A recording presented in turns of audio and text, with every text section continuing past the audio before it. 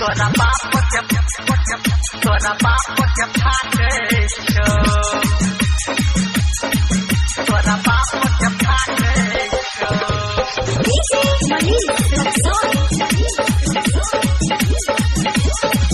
तोरा बाप के फाटे छो मां गायत्री रिकॉर्डिंग स्टूडियो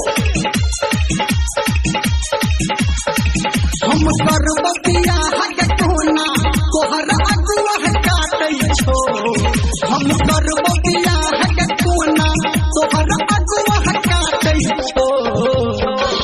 सुन गोरकी गे बात ना सुन पतरकी गे ओहो सुन गोरकी गे हमरा से तोरा बाप के फाटै छो सुन गोरकी गे हमरा से तोरा बाप के फाटै छो सुन गोरकी गे हमरा से तोरा बाप के फाटै छो तोरा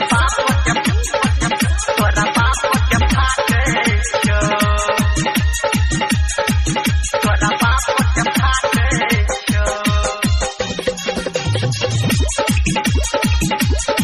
सिंहवाई धर्मेंद्र निर्मलिया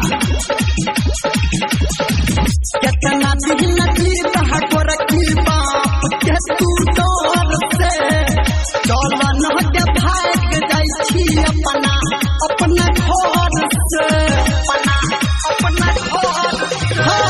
कितना दिन जीत गोरकी बाप के अपना डर से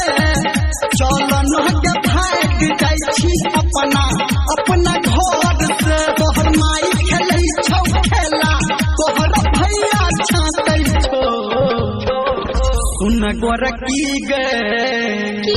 सुन पतरकी गे बात ना सुन गोरकी गे हमरा से तोरा बाप के फाटै छो सुन गोरकी गे हमरा से तोरा बाप के फाटै छो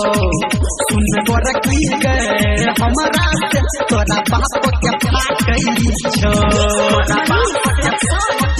तोरा बाप के फाटे छो तोरा बाप के फाटे छो अभी आप सुन रहे हैं सावरिया म्यूजिक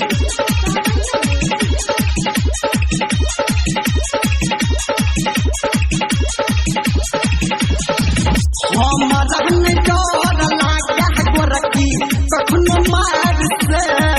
तोरा पाबै खातिर कटबै बच्चे के कोतार से हमरा नहीं डर लागे गोरकी कखनो मार से तोरा पाबै खातिर कटबै बच्चे के कोतार से धर्मेंद्र के तोहर छटकी बहिन दुनिया हटाटै छो सुन गोरकी गे की रे सुन पतरकी गे बात ना सुन गोरकी गे हमरा से तोरा बाप के फाटै छो सुन